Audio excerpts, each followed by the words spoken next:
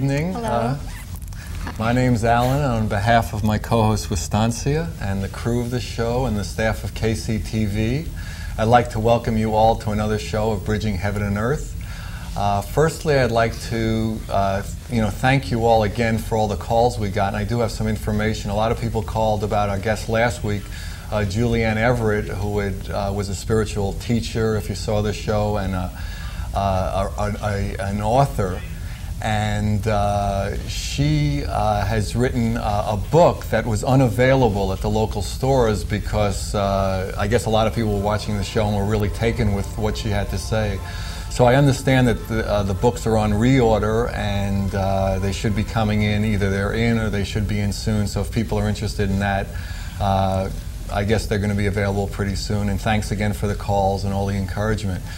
And tonight we have a very powerful show. We have people involved in, they've been involved in the spiritual path for a long time, and now they're involved with, I guess you'd call it the reemergence of the world teacher, Lord Maitreya, the new Christ. And we have video tonight to show you some interesting things about it, and we have talk with Patrick and Marc about it.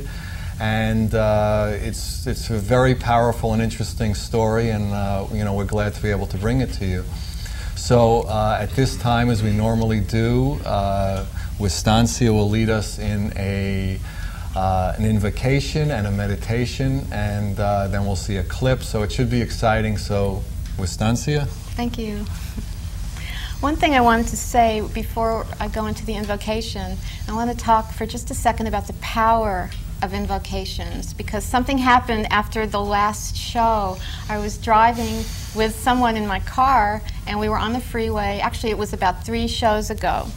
And we were driving on the freeway, and I was taking her home, and somebody came up in a truck, and they were harassing us, and they followed us for about 10 miles, and they were really dancing around us, coming up behind us and on the sides, and they weren't saying nice things to us either.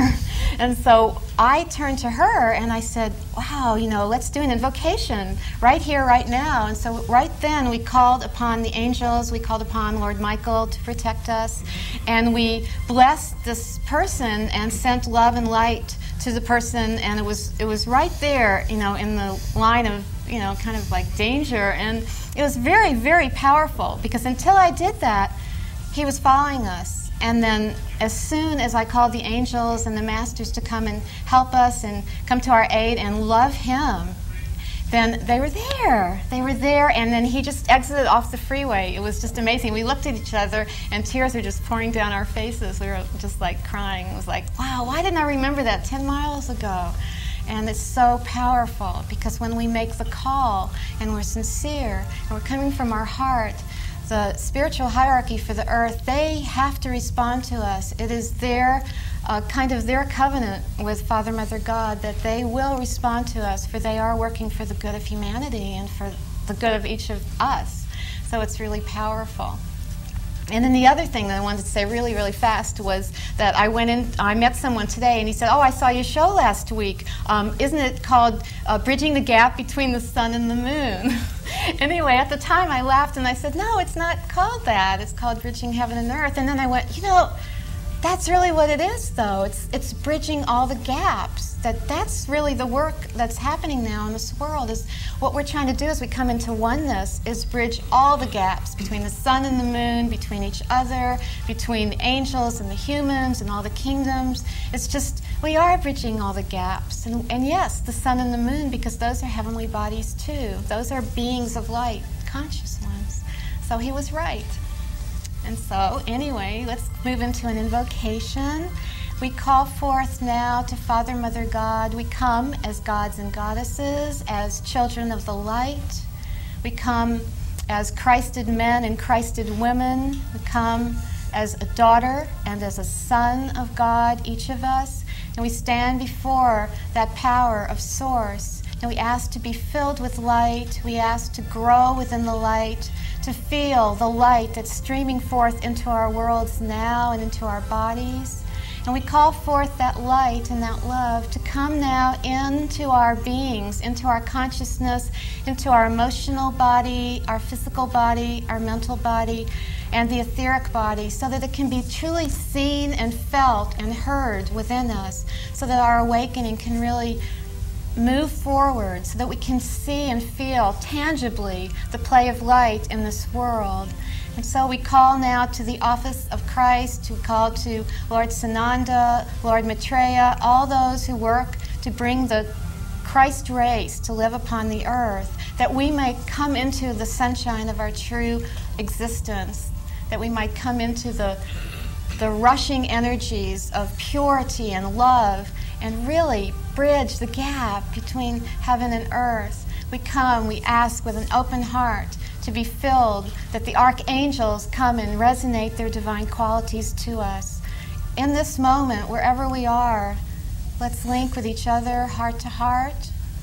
Let's link with the kingdoms, with the animal kingdoms, with the whales and the dolphins. Let's link with the angels. Call forth on our left side, we call forth the guardian angel that was assigned to us at our birth. On our right, we call forth to the body elemental, asking that our bodies be prepared for this time of change, of radiance approaching, to move into the age of light with strength and vitality, that we might be resurrected so that we are that collective body of Christ. And that let Christ consciousness now pour forth onto the earth like never before. And let each of us, our hearts be like a chalice to accept it, and let our cups run and be filling and to overflowing. This we ask and more, to find out who and what we are and what our mission here is. This we ask. And now we ask for the great beings of light and our own I Am presence and higher selves to sit with us now in a moment of meditation. And let this moment be like no moment that's gone before. Let this moment be one more step for mankind, one more step for humankind into the peace, up the stairway of the heart, into the love. So we take a breath together and we breathe light into the heart, moving into the silent sanctuary together so that we can be a blessing to all life.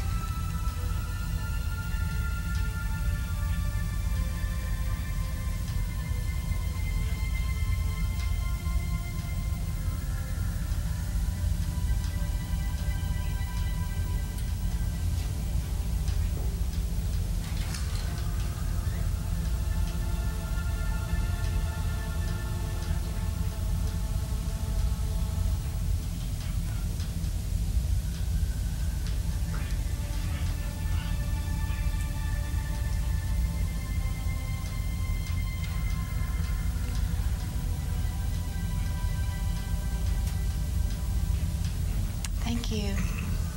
And so we're going to have a clip in just a moment, and I guess Alan will introduce the clip because he was watching it in the other room and knows a little bit more about it than I do. So maybe we can just turn it over to Alan, and he can talk to us about this clip whenever we're ready.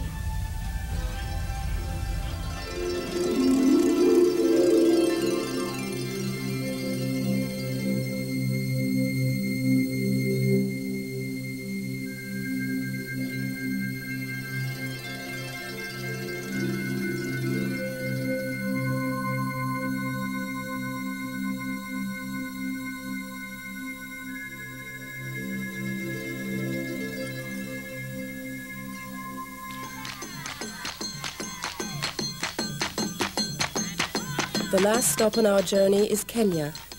Here too there are said to be healing waters, but we have come to visit an unusual woman who is well known throughout the country and venerated by many people. Mary Sinaida Akatsa. She is a person full of faith and a powerful joy of life, which she passes on to many people.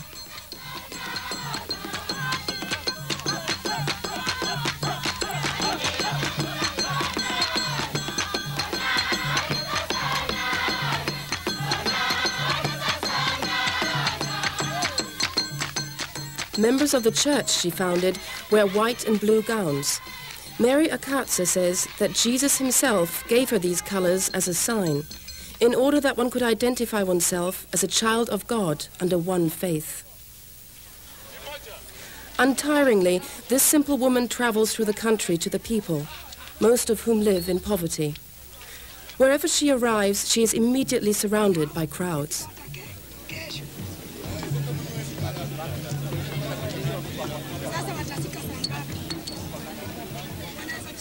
Like many other third world countries, Kenya suffers from unemployment, crime, drug abuse and prostitution. Mary Akatsa knows the people's sorrows and goes on undeterred, giving comfort and help.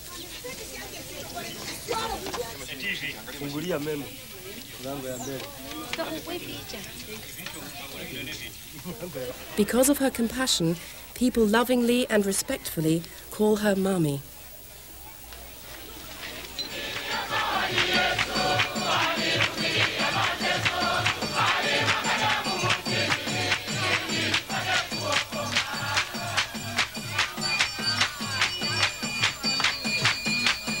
Three times a week, she gives healing ceremonies in Kawangware, a slum in Nairobi, with prayers, songs, and preaching.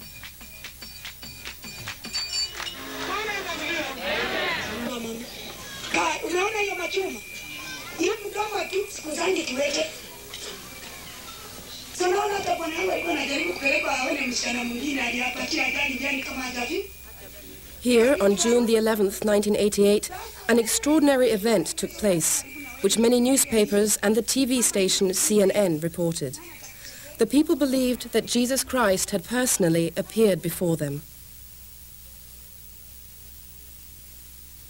A journalist from the magazine Kenya Times was an eyewitness. His report starts a week before the event. On Saturday, June the 4th, 1988, a big bright star was sighted above the skies by worshippers. While we were filming, the unusually bright star could also be seen during the day.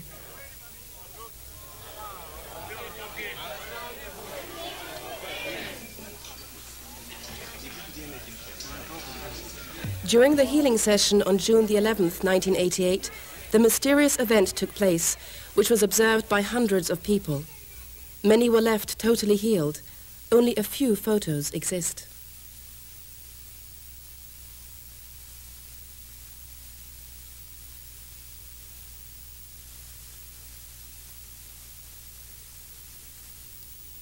The tall figure of a barefooted, white-robed and bearded man appeared from nowhere and stood in the middle of the crowd. Watu wote walianguka chini, wakajawa wengine na furaha, wengine wakajawa na kilio kwa maana wameona kila hawajaona tangu wazaliwe. When he appeared, people had no idea what was happening. Many of them fell down. Others began to cry and repent their sins, and continued to do so even after Jesus had disappeared, and we had begun singing new healing songs again.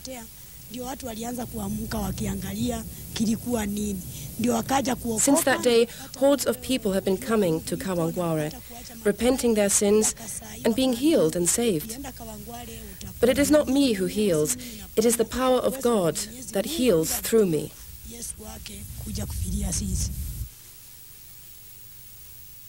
It appeared to them the Son of Man had at last fulfilled his promise of coming back to earth.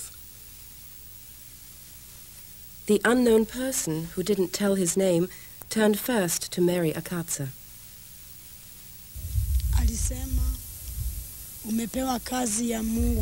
He said, "You are an important messenger of God.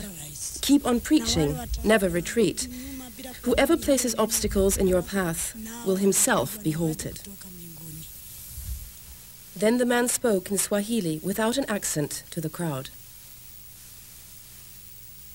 We are nearing the time for the reign of heaven. But before that, I shall come back and bring a bucketful of blessing for all of you. Before he disappeared as suddenly as he had come, he paced off a path in the direction of the church.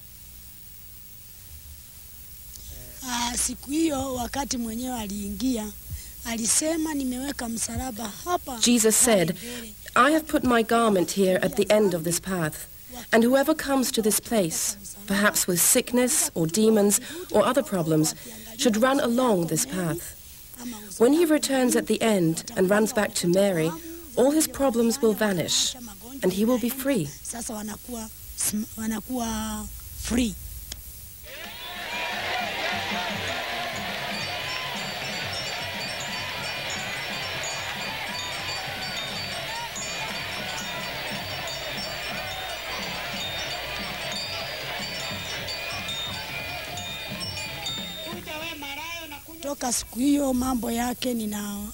Since that day, God speaks to me. I can hear him through my ears, like somebody talking next to me. It is very loud. Before my eyes, there appears a sort of screen, and I am told, look there, or there. There is someone in the congregation. Look at him. The message is written on his chest.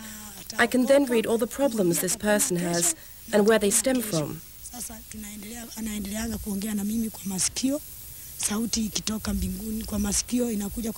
Then I ask for him to be saved, and he is healed. I get the message directly from God. That was pretty powerful. Mary Akatsa is, I guess, recognized as like the Mother Teresa of that part of Africa, of Kenya, that way. And I mean, there's a very powerful message coming through there. And our guests tonight have been involved with different organizations that are involved with the reemergence, the emergence of Lord Maitreya. When they spoke in the clip of the Christ or Jesus, I think that it's kind of confusing. I'm sure they'll speak more about it. They're much more versed in it than I am. But basically, that being is considered Lord Maitreya. He is the living Christ now at this time. So our guests tonight have been involved in the organizations that are following the reemergence and involved with the newspapers and magazines that are tracking it and then making information available to people. Are Patrick Fowler and Marc Gregory, and they're very interesting, and they've had long spiritual histories, and so I think it should be an interesting show. And we have another clip later on, and so here are Marc and Patrick. Hi. Good evening. Good evening. How are you? Hi, Marc. Hi, Patrick. Hi. Hello. So you guys are old hands at the spiritual path, I hear.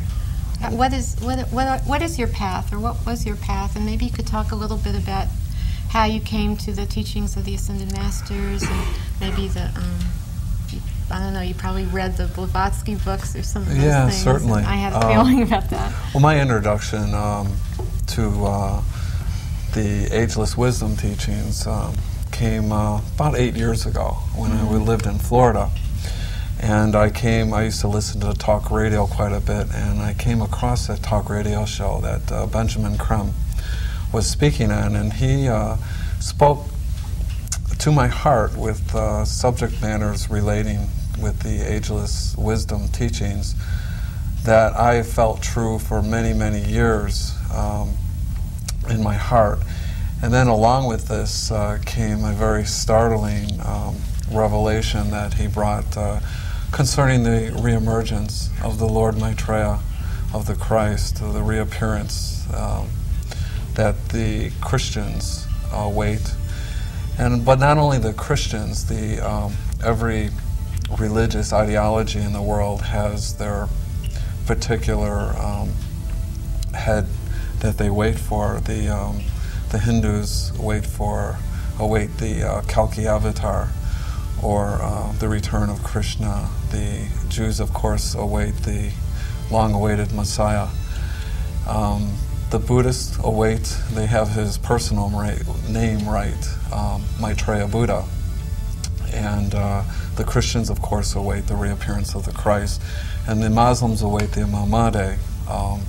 What they will soon realize is that they all await the same person, and that is the head of the spiritual hierarchy of this particular planetary scheme.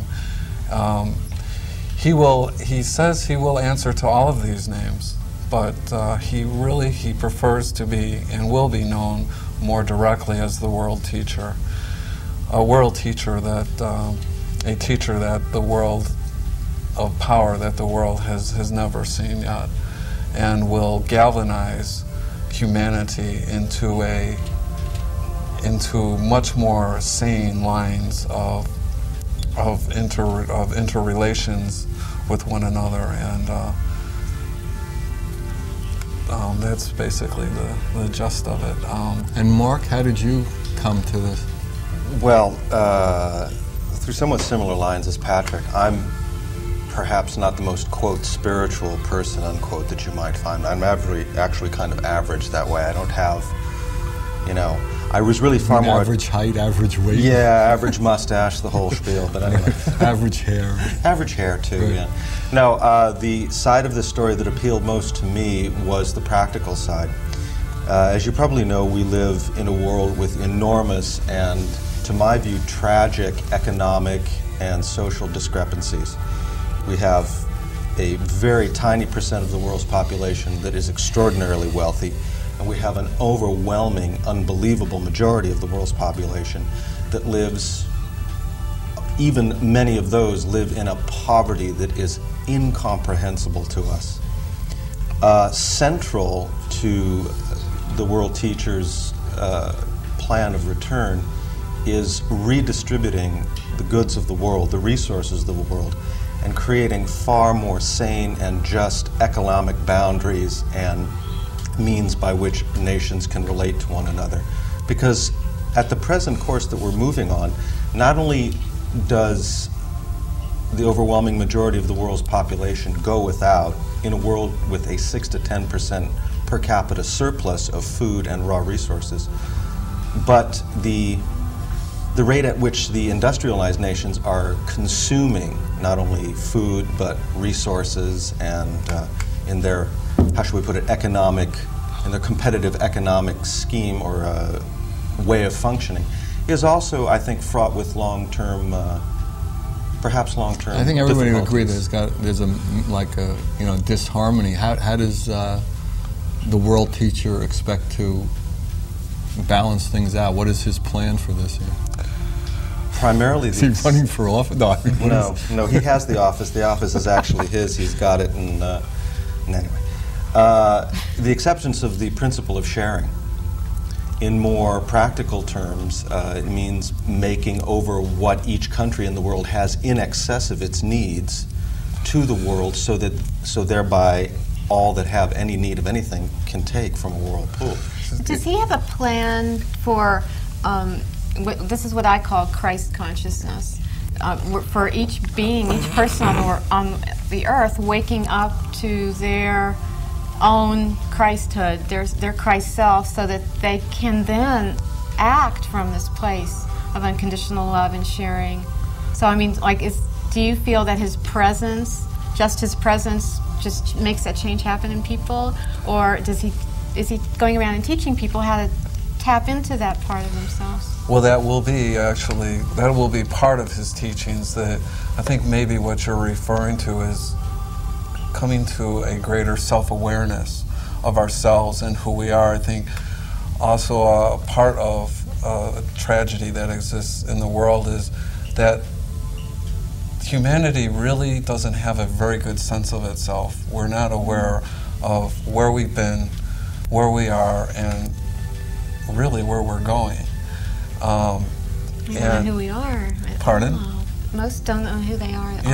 Yes, exactly. And this all really has to do with self-awareness, and much of his teachings will have to do with coming to a much more heightened awareness of who we are as one humanity, and truly coming to an understanding that you and I are brothers and sisters of one God. Now this has been a teaching that has been around for some time. He brought the teaching to us in Palestine when he came to usher in the new age at that time, which was the age of Pisces. Unfortunately, the message has been heard, but it has not been implemented. Wait, he came in that time as in the form of the Christ? Is that what you're saying? Yes. Well, actually, at that time, he came his disciple, which is now a great master, the Master Jesus, was born into the world a very high initiate in the spiritual hierarchy at the time, a third degree initiate. And from the time of the birth, from the time of the baptism to the time of the crucifixion, the Lord Maitreya overshadowed Jesus and brought his teachings to the world. We've heard that on the show before. Could you describe what overshadowing, Mark? Are you familiar with that term? Yeah, it's the process actually by which great consciousnesses like the Lord Maitreya have in the past used advanced disciples to facilitate their work in the world, as we understand it. So what, did they like rev up their juice? I mean, what did... It's really... What does overshadowing do to a human? It's a part of the consciousness of the greater being inhabits the consciousness of the lesser being, or the disciple, yeah, and is able to work through that disciple, with the disciple lending his physical body and his etheric presence to the process. You know, one of the things that I do is that I'm a channel for some of the ascended masters and archangels. And Sananda, I work closely with him, and he has told me that some of the times, you know, when he was Jesus and he was said to have called to his father, that many of the times when he talked about my father, he was talking about Lord Maitreya, who he said, you know, was the face that he was seeing all the time. He was like keeping the physical being Jesus, you know, like aware of his mission and just like overlighting him all the time, which I feel is happening now with many, many thousands of people on the face of the earth are being overlit now, just in asking for it, are being overlit by the masters. It's an interesting thing that you bring up. The energies that are pouring into the world from these sources are overwhelming, and they are exhorting us. We were talking about brotherhood before. They are exhorting us that now that we understand we are one family, then we have to act as if we understand that. And of course, we may believe it. Some people do something about it. Many others talk about it. But if we actually believe it, then we have to act as if we do. And consequently, if we do believe that we are one humanity, we can't have 67% of the world's population living in poverty. That's unjust. Certainly any parent would agree to that. The problem of poverty in the world right now is not a matter of enough resources in the world. It's really a matter of distribution. And in order for us now, in this new time, for us to create the new structures, we have to learn how to distribute, the world's resources in a much more equitable way,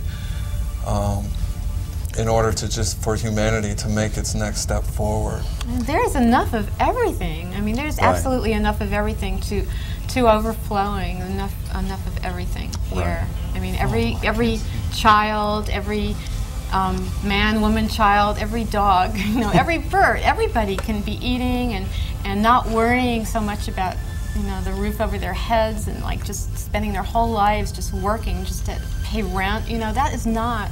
I agree. I mean, that's not the divine plan for us. I don't think so. No.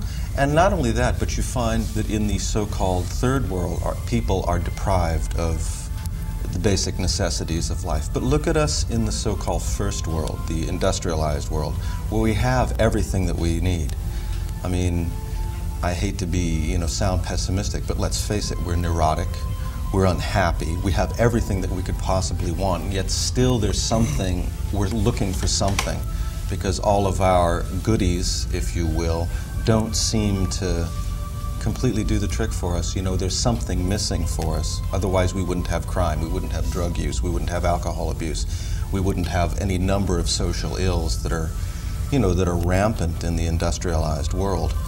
Maybe there's a correlation. If we don't, there'll never be a good distribution system as far as I can tell unless people, goods are distributed fine now in a way. They've gotten to where the money is. But unless people feel the love that this person is actually my brother, they can get anything anywhere if they want. They could, when they had that, the war in Iraq, they got, tons of equipment there in 2 days. So it's not really that the earth isn't capable of distributing stuff. It's that the love isn't there. The awareness. The awareness of the experience. So what is the plan of the world teacher in terms of, awakening humankind to that experience? I mean, you can give all the distribution channels you want, but nobody's going to do it because they don't want to do it. That's the question.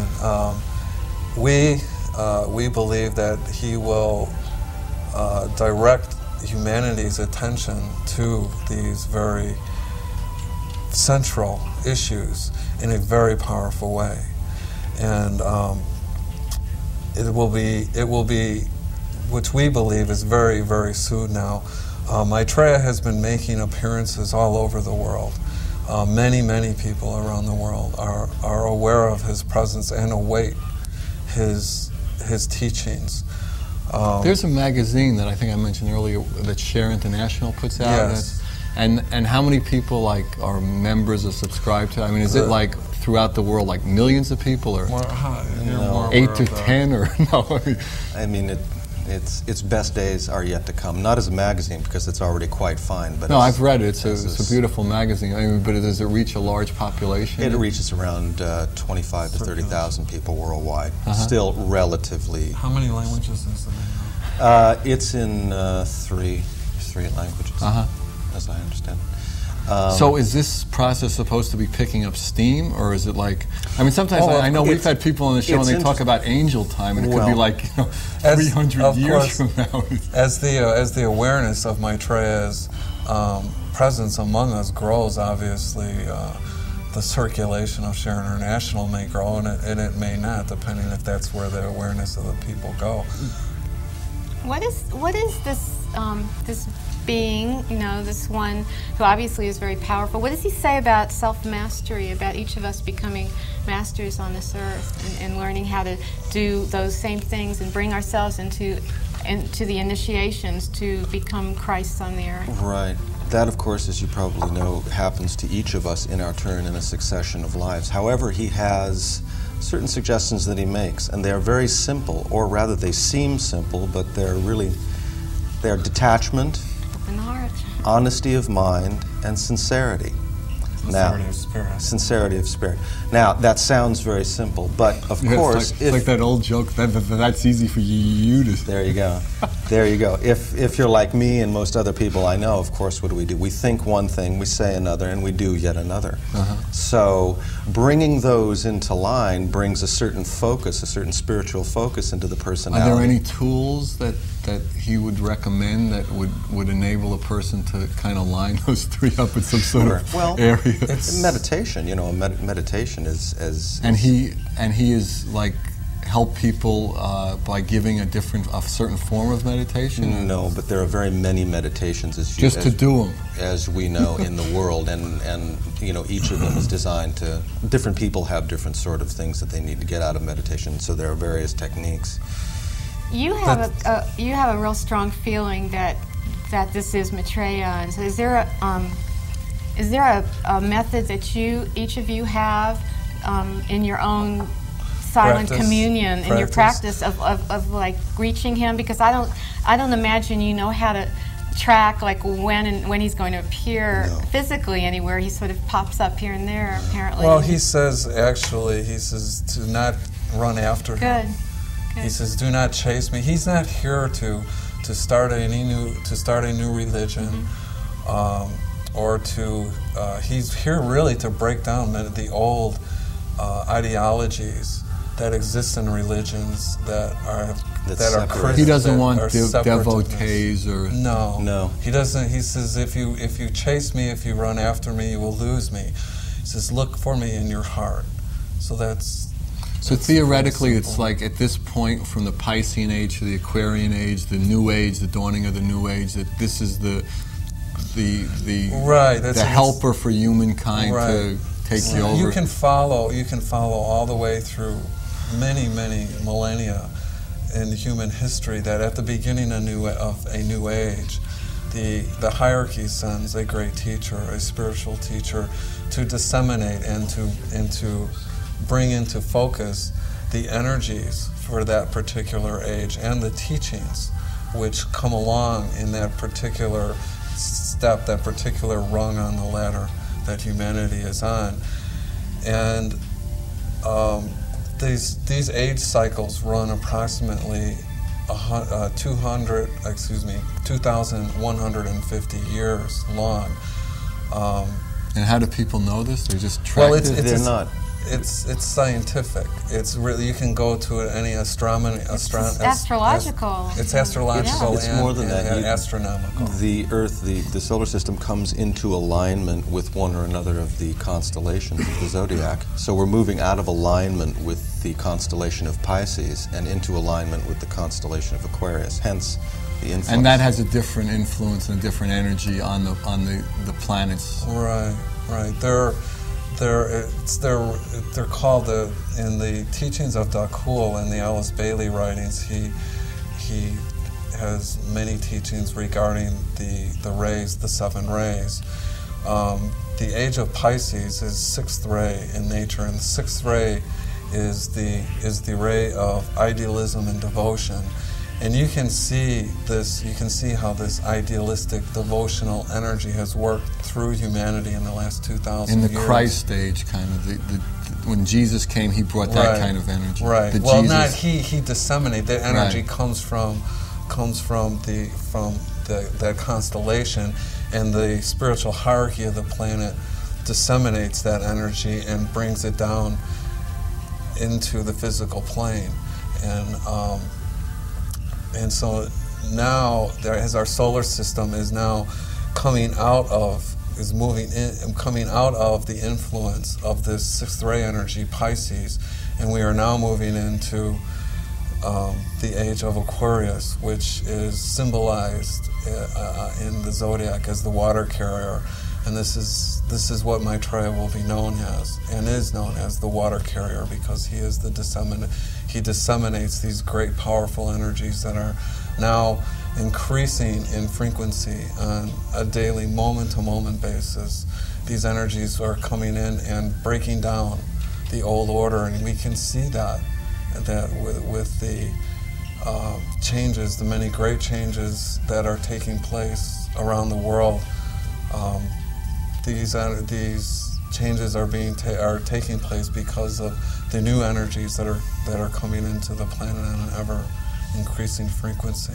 Does he say anything about the photon belt, which some people call just like particles of light, huge, that scientists have actually, they're tracking it. It isn't just the spiritual community, but the scientific community has seen this in the last, they're not really making it well known yet.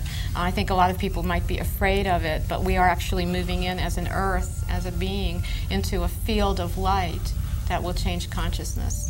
And it has to do with the Christ grids and just all this kind of this movement, which they say possibly could be very intense and actually almost force might not be a good word, but very persuade very strongly people to all of us, to humanity, to let go of old patterns and release, which is what's happening now.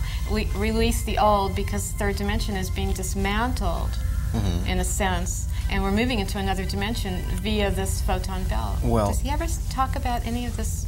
I don't know that he's ever spoken about specifically. However, the incoming energies of Aquarius are those of synthesis. So we have that difficult period right now in between the ages, if you will, where we're seeing the breakdown of Piscean energies, which tend to crystallize, which hold us into fundamentalist belief patterns, into various kinds of parochialism of one sort or another. Everybody is set in their ways. But the energy of Aquarius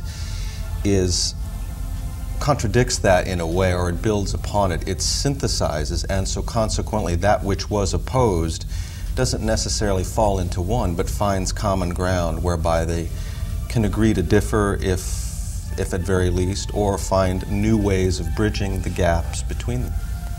The sun and the moon. And everything so, else. We're going to get a clip in a little while, but why don't you try to explain to people who are not as familiar how would you define the spiritual hierarchy?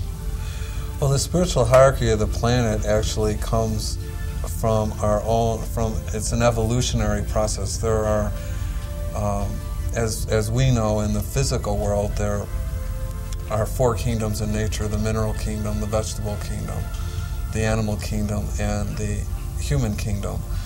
The 5th kingdom in nature would be the spiritual hierarchy. Each kingdom above the one below it helps and aids in the evolution of the one below it. In other words, the mineral kingdom is evolving into the vegetable kingdom is evolving into the animal kingdom, and so on. And we as humanity... No one goes back the other way? No. Because I've seen some people, it looks like some people are trying. And some people should, but... I can definitely, I think it's really obvious now, you can definitely see the animal kingdom moving into the human kingdom, because the animals are getting so close to us now. This is my experience, and I've talked to others too. They can almost, there's like a there's interspecies communication now, like never before, and there's just a certain kind of linking, like an interlinking with the animals and the humans. Like they follow us now. They're like more like us. Vegetables often follow us too. Well, to your plate. They follow certain kinds of eggplant. They follow you right into the frying pan. Obviously the animal kingdom through the mind of man, because there's a direct contact. I mean, the effect of our mentality on animals is very clear, down to the way we train our dogs and whatnot. Anyway, back to the spiritual hierarchy. They are known to us as disciples and initiates, and you can't give me the name of a man or a woman that has had a profound impact on human culture, society, or civilization without giving me the name of an initiated disciple of one degree or another. We know them: Beethoven, Mozart, Shakespeare, Churchill, Gandhi, Darwin, all of them, Einstein, all of them were initiated disciples of one degree or another. Be it know it to them or not. Many of them have no awareness of the spiritual hierarchy, but indeed... So if they didn't know, how do you guys know? Well, I mean, this is a general question to see. Well, because it was just their karma. You know, you don't need to be aware that you are on. Many people are on a spiritual path that you can never point to and say that person is a spiritual person, but yet they're out in the world doing great good for mankind. But so anybody doing great good is, I mean, who isn't? Precisely. Who isn't? I mean, we're all everyone here is spiritual beings. But the spiritual hierarchy, as people talk about, aren't they talking about like, you know, like the ascended masters? Absolutely. They're known as the ascended masters, and that means the Illuminati, the Great White Brotherhood. These are great men and women who are... Why did you say the Illuminati? The Illuminati, that's just one of the many names that they're known as, that they're referred to as. That's new to me. That's not, I mean, that's a different thing that I've been aware of. And that maybe it's just another word that you call it's it. just, no, I don't... You're not talking about the political leaders. No, You're not talking about No, not the Illuminati with political... You're having semantic difficulty. Make it clear for No, that's just one of the viewers. many names that have been referred to them. I prefer to refer to them as the Great White Brotherhood, or the Ascended Masters, the Masters of Wisdom. They have gone through this evolutionary path that we are all on, spiritual path, back to the Father's house, and through a series of 5 great initiations have attained a state of spiritual awareness that is far beyond anything that we sitting here could comprehend. And these people are here to help humankind. Correct. Yeah, they aid in the evolution of the planet, of humanity, and of all the kingdoms below us. That is really great part of the story, actually, too, Alan, is that it is not only Maitreya himself that is in the world now, but many of his masters, disciples under him. These are masters in every aspect of our lives. So we're getting a lot of help because we need it. Exactly, we need lots of help. Mark, we got that clip coming up of Benjamin Creme. Why don't you talk a little about it and introduce it for everybody, because you're more familiar with it, I guess, than anybody here. Sure. Certainly with Stancy and I don't want to, because you too, but... Okay. This is a clip that is extracted from a previous interview with Mr. Creme. In it, he has spoken publicly about the reappearance of the Christ for, I should say the world teacher, that's much better, for something like 20 years now. And in this clip, he will be describing what happens on the day of declaration, as it's known, when, after having been invited to speak publicly by the world's media, Maitreya is able to contact us each. Okay, it's just a short clip, so whenever when this demand is loud enough, the media responding enough, he will hold a great press conference within the media, to which he will present his credentials and expects then to be invited to speak to the whole world, now avowedly as the world teacher. That will be the day of declaration. That will be an extraordinary day. The television networks of the world will be linked together by satellite, which are there for this purpose. All eyes will see him, as it says in the Bible. For the only way in which it is possible for that Bible prophecy to be fulfilled, all eyes will see him, wherever you have television. But he won't actually speak. He would say a word, but his thoughts, ideas, his call to humanity for justice, for sharing, for brotherhood, and therefore for peace, will take place silently, telepathically. And each of us will hear him inwardly in our own language. At the same time, his energy, the Christ principle, the Christ consciousness, the second aspect of the divinity, will flow through the hearts of all humanity. He said it will be as if I embrace mankind. And he said people will feel it even physically. And this will bring about an intuitive, heartfelt response to the message. And at the same time, on the outer physical plane, there will be hundreds of thousands of spontaneous miracle cures all over the planet. And in these three ways, you will know that that one is the world teacher.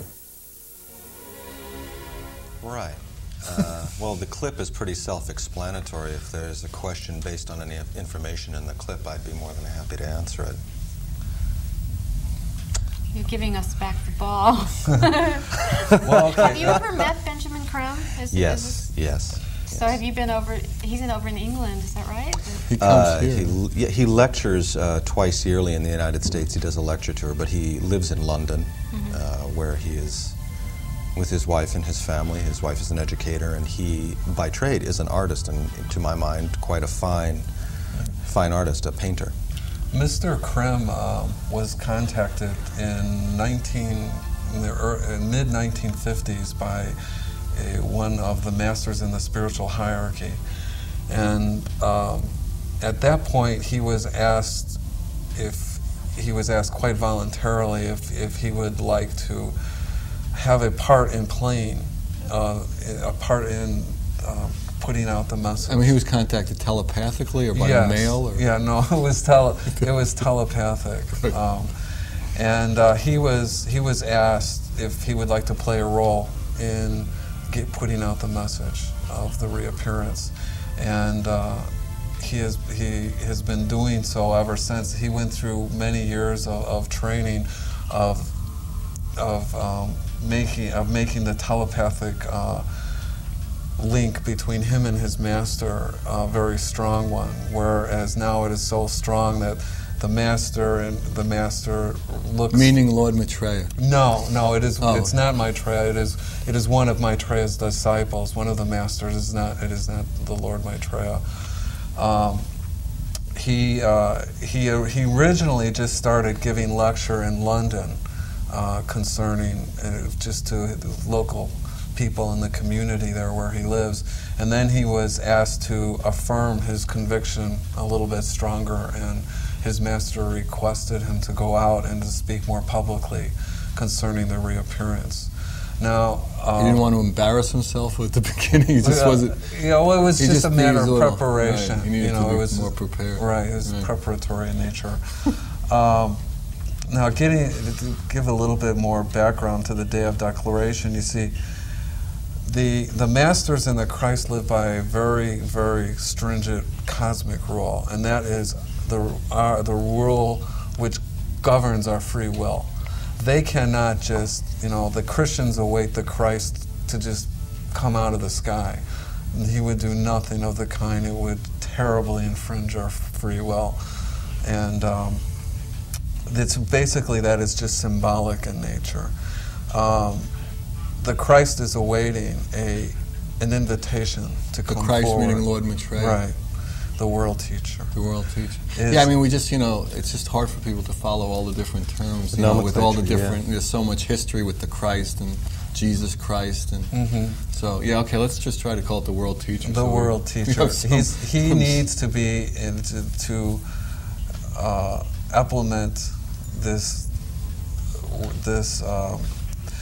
free will that we have. He must be invited, and by agency of the world media, he's waiting for an invitation. I told you he's welcome on the show. Yeah, we have absolutely. some space. Well, there the 21st. It's the issue is that he actually has, as I understand it, been invited and has accepted the invitation. Although I'm not sure which network has done it, but the world media is the means by which humanity communicates with itself, and so consequently they are our representatives in a matter like this. He can't infringe our free will simply because we do have it.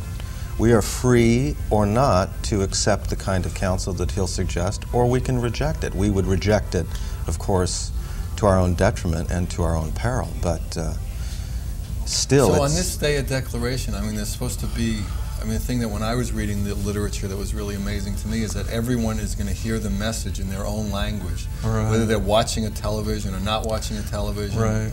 So that will be, people will get the point that this is a very powerful being. Right. That is what is referred to as he will overshadow all of humanity. And he calls it, he says, I will embrace into my heart all of humanity. And this may be an experience that you were alluding to earlier, that really mankind needs to have an interconnectedness feeling, a spiritual experience of the oneness of this. Right, in order for us to realize that, not just by verbiage, but to really realize within our hearts that we are indeed one humanity. And I believe that this experience of the Day of Declaration will directly bring that to our hearts. Is there any indication of a time frame? Soon. Soon, they always say. Is that soon. Human time, angel time, by the end of the weekend, and Labor Day? Spiritual hierarchy forthwith. The Masters work on time sets of 2,000 years, so a few years to them is like a little. Right, I know. Is it going to be posthumously for us? No, I don't think so. He has been ready. He has been ready to come into the world since 1992. Under 82. The right 82, I'm sorry. 82. Under the right circumstances, given the invitation, he will come forward. But it's up to many of us who believe in the story to do something about it, to write your congressman, to say that there is this great teacher in the world that is known about, to write the media. Many of the media have been well versed and know his presence in the world, and it's up to us to invoke him to come forward, and he's ready to do so at that time. And up to them to act. And we believe it is very, very soon. So you think the humankind is internally or externally making that? He wouldn't be here if we weren't. He knows inwardly that we need this next step. Okay, so, I guess the show's... we're running out of time like we do every week. It's amazing how fast the hour goes. Thank you both for coming. Thank you for having us. Thank you both. And, if there are any questions, you can always call us. We've been getting a lot of calls about all the guests, and if you have any... you want any information, you can call. There's a number that scrolls at the end of the show. And we'll give you all the information about the Tara Center, Share International. Actually, a lot of this information is on the internet. I pulled it off the internet. I got it through Prodigy and CompuServe, and so you know, it's really been a wonderful show, so thank you. Good night. God bless, and see you next week. Bye-bye now.